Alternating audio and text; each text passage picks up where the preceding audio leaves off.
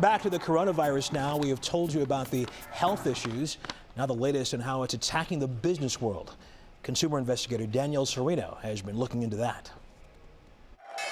Wall Street got walloped last week. Now Main Street is taking a hit because of the coronavirus. The airlines, the hotels, the travel companies, and the physical stores like the grocers, they all got hurt in today's session. The U.S. hospitality industry alone is expected to lose more than $10 billion from the lack of Chinese visitors. And a number of high-profile conferences have already been canceled, including the world's largest physics conference in Colorado, which expected 10,000 visitors. There's no one to blame. The coronavirus is spreading all over.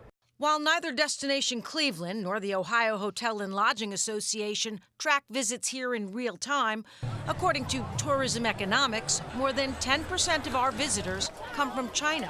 As for air travel, Cleveland City Hall couldn't get back to us in time on the impact at Hopkins, but the International Air Transport Association says globally that industry could lose $30 billion, which might lead to higher prices once travel resumes. But in the meantime, the good news for travelers is several carriers have eased their change and cancellation policies, and not just to the cities where they've suspended flights.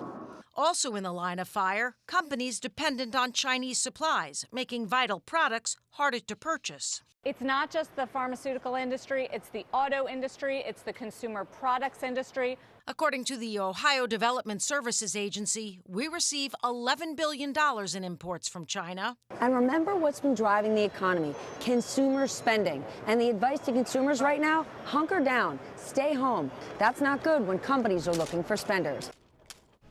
And retailers are being affected as well. Companies like Walmart get a lot of their products from China, so clothing, accessories, and home goods are also going to be delayed from stores and manufacturers across the country, Ross. You tell me the gas prices are down in part because of fears of the coronavirus. Will this change soon? Certainly it will change, but right now there are concerns that there's going to be a global recession. Okay. So here in Ohio, we're seeing like double-digit decreases in our gas prices, and that will certainly continue until something happens. And Betsy was asking me about airline prices. Yeah. Those are probably going to go down in the near future because they want to get travelers who are scared to be out there. But after this all passes, I'd bet they go up because they want to make up the profits that they lost. What goes down must go up, right? Always. All right. Thank you, Danielle. Thank you.